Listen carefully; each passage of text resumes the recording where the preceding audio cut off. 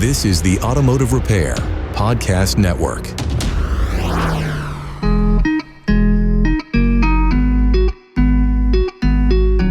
Welcome to another episode of Speak Up Effective Communication, the show on the Automotive Repair Podcast Network focused on our communication and leadership skills, elevating those skills specifically. I'm your host, Craig O'Neill, and in our episode today, we are continuing our series reframing classic Toastmasters tips for public speaking, but we're reframing them a little bit more for automotive service professionals, and I'm just reframing them anyways because some of the tips I flatly disagree with. Today we're on tip number 6, and that one I have some opinions on. I'm going to share them with you, and you've probably heard this topic before, and I want you to think about it with me a little differently. This tip is visualize yourself giving your speech. Visualization. Now, when I hear visualization, by the way, typically it's involuntary around 3 a.m. in the evening. You wake up, got that big presentation coming. Maybe you got a team meeting in the morning or a client you have to call, whatever it is, some big thing that's coming that you're going to have to communicate something on, and you're worried about how it might go. In the middle of the night, it's going to be nerves and anxiety that will come to mind. So this is very common, very normal. I think this is a universal. I'm pretty sure anybody who's even had a speech class back in high school or anything where I think kids in elementary school that do show and tell sometimes worry on this stuff. Don't let it get to you is the thing that you want to say to someone, but look, it's going to happen. So let's look at this a little bit closer. Bottom line is when a presentation's coming up, there's excitement. And depending on the hour, especially 3 a.m. in the morning, that anxiety is going to be there. And very recently, my wife had a case of this. She had very kind of last minute, someone wasn't going to be able to do an announcement at our church. So she just took over for her. And my wife woke up, couldn't sleep. And this announcement's going over and over and over and over and over in her brain. I got to say, though, Sunday morning, she absolutely crushed it. It was great. And the audience was laughing at all the appropriate points. It was wonderful. I was very impressed. But boy, it was exhausting for my wife. She had just recently started doing Toastmasters and putting herself out there for a variety of things. So super proud of her. Also very happy that she did get a chance to have that Sunday victory nap in the afternoon. But look, I always feel like lost sleep, it's a terrible thing. And I feel terrible when sometimes that's the predominant thing that's happening for people that are about to do a large presentation of any kind. I feel bad for myself when it happens, and it happens to myself too. But this is where it gets interesting because your brain doing this at 3 a.m., obviously that's not deliberate, but the positive visualization that Toastmasters tip number 6 is describing would be very nice, but this is the involuntary version and it just doesn't go always that way. Your brain will set up worst case scenarios. You worry about the material, the room goes flat, someone in the audience won't engage, maybe someone starts messing with you from that audience, a heckler or somebody or something else, and that may even be a very rational fear if, like me, you've perhaps been that guy at less mature ages in the audience. We all know exactly what this looks like. But the research out there sort of validates this. One source I came across put it very plainly that the more you dwell on possible outcomes, the more likely you are to lead yourself into negative territory. And yet, the advice they offer right after that, just picture it going well. Which brings me to the problem with tip number 6 and also to our word of the day today, which is rumination. And we will define that word for you after we hear a word from our sponsors who make this show possible. AutoFlow is your partner in technology. With AutoFlow, enhance your client interactions in a single thread before, during, and after the visit. To see how AutoFlow makes it simple, visit AutoFlow.com. Your trusted companion, ShopDog Marketing, is right by your side, attracting the best customers and building long-term growth. Call ShopDog Marketing today or visit shopdogmarketing.com. Cover your communication need and revolutionize your auto repair business with AI-driven call analytics from Inbound. Explore more at callinbound.com. Okay, we're back, and thank you so much to our sponsors for making this show possible for us. Rumination is our word of the day, and rumination is a noun. To ruminate means to think deeply and at length, often in circles, often at inconvenient hours. So keep that one in mind. This also can be defined as obsessive thinking about an idea, situation, or choice, especially when it interferes with normal mental functioning. You can see why I chose this word. Okay, so let's talk about visualization for a moment. I do believe that in this, the advice will contradict itself in some ways. And that's what I've picked up on. I'm going to tell you right now in my personal experience, in all the speeches that I've done in 7 years nearly for Toastmasters now, and all the time in the industry doing presentations, I don't actually sit and visualize something going well in any capacity whatsoever. It's never been something that I felt worked for me. It's just an opinion. I know plenty of people who do visualization techniques on a lot of other things. There's athletes that use this with great success, and there's plenty of coaching advice out there. If it works for you, I don't want to knock it, so just be with me on that. But the conventional visualization advice, it is actually quite consistent. Picture yourself confidently walking onto the stage. See the audience smiling and nodding. Hear the applause. Feel the warm handshakes afterward. There's even Toastmasters articles that recommend finding a quiet space, taking deep breaths, closing your eyes, and picturing the venue with the audience engaged and receptive. And I do agree with the breathing element of it. That is perhaps one of the most important pieces. I just don't see what that has to do with visualization. That's just good to get your heart rate in a normal state. And I want to be fair here. There is some research suggesting that mentally rehearsing the delivery of the speech, the actual act of speaking, is more useful than just imagining a happy outcome. I do think the distinction does matter. The mainstream advice tends to collapse both of those two things into one feel-good exercise. But here's what bothers me the most about it. Some of the same sources that tell you to visualize a receptive, smiling audience will also tell you, sometimes in the same article, that audiences want the real you, not a well-crafted version of you. Do you see the contradiction?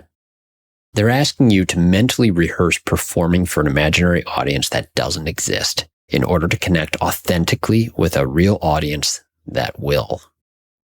That said, one of the things I love about the automotive repair industry is that the community is often relaxed and familiar. The environments we find ourselves in foster, I think, plenty of opportunity for, we'll call it good-natured humor, and that will work its way in to the environment well on its own.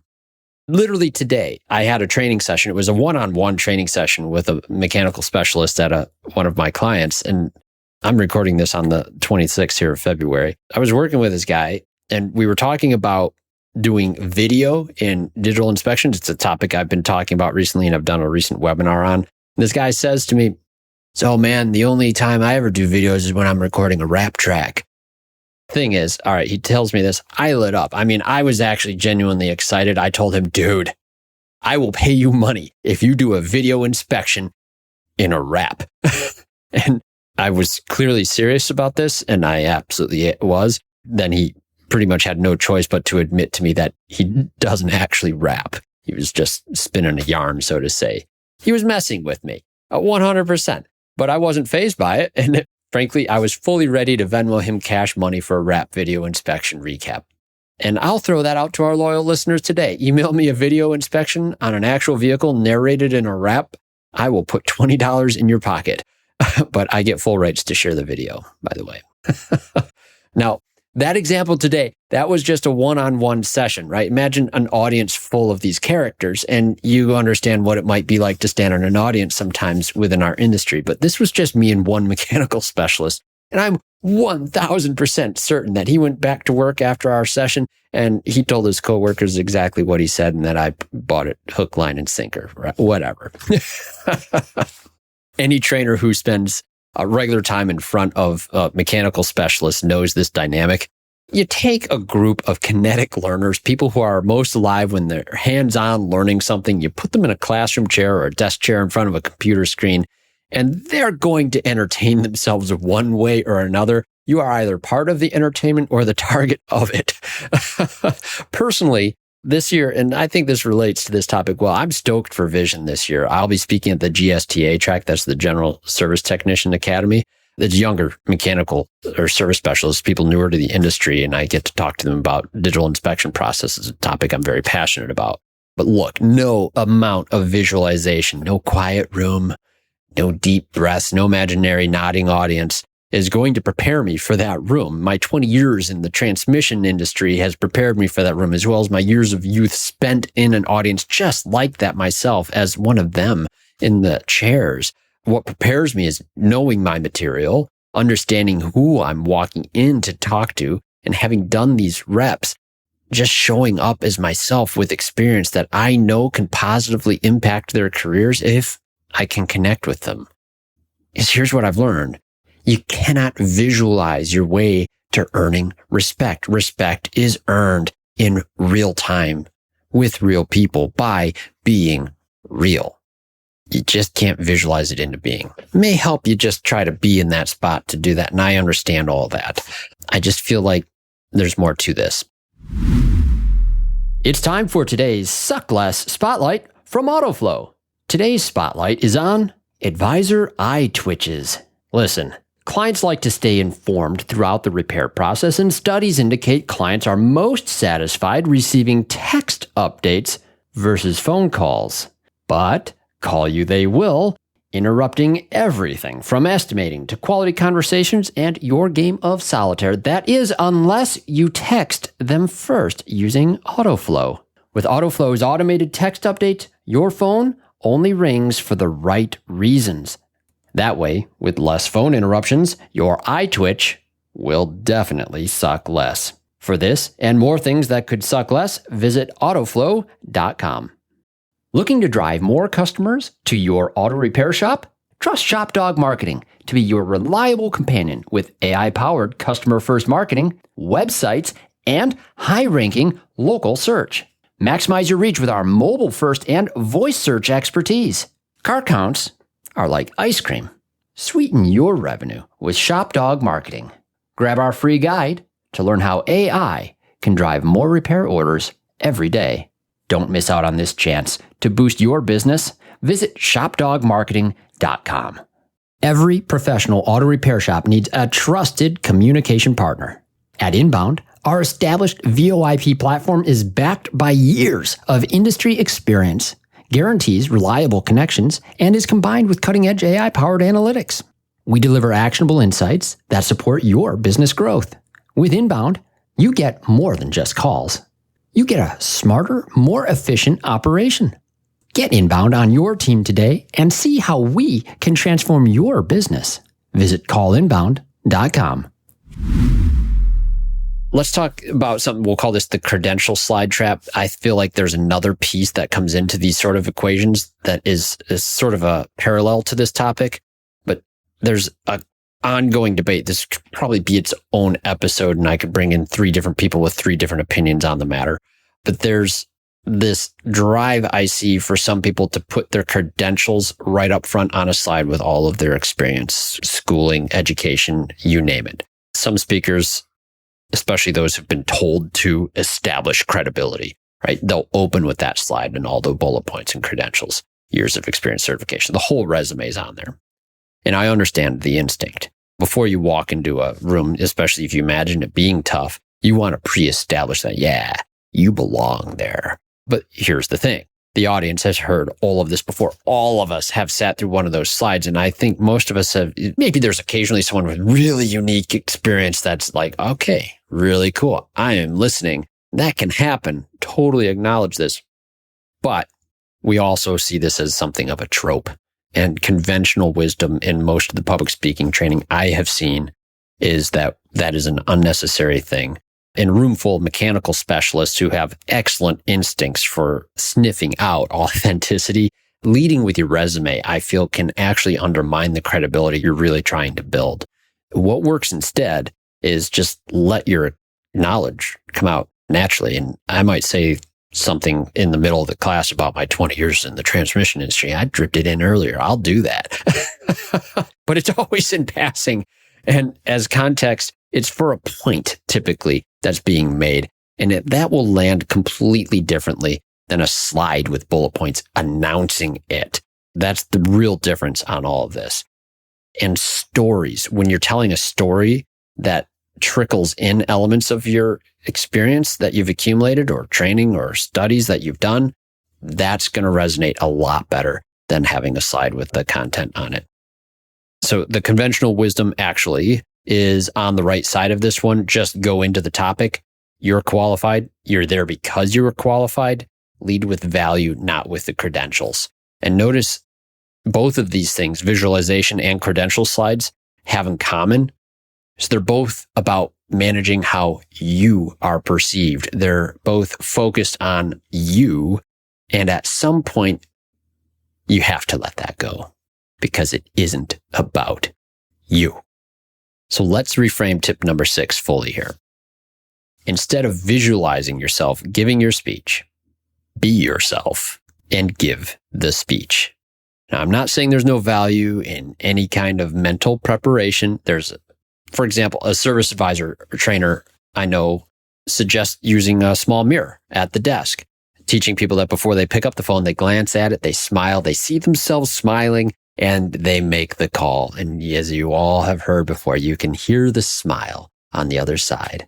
That's not visualization, though, not in the traditional sense. It's actually more of a physical reset. And that's something that you do that shifts your present state rather than trying to engineer a future outcome. And for many people, it works really well. But notice what makes it work. It's a small practical habit built on top of everything else they've already done, the training, the scripts they've developed and internalized, the estimates that they've prepared, whatever, the repetition, the experience of actual calls that went in. That's what's going into this. The mirror trick doesn't work in isolation. It's a final moment before an action, not a substitute for preparation. And that's really the point of this episode. And honestly, the point of this entire series. These tips that we've been going through don't work as standalone advice. They scaffold on top of each other. Practice in real conditions with real feedback. Understand your audience. Know yourself. Do all of that. And you won't need to close your eyes and picture the applause. You'll just walk in, be yourself, and give the speech. The audience doesn't want the polished, rehearsed, well-visualized version of you anyway. They want the real one. The one who knows what they're talking about, the one who's done the work, the one who might occasionally be ready to Venmo a specialist for a rap they were never going to do and share a laugh about it. Be that person, give that speech. And that's a wrap on episode 085. We're building something here.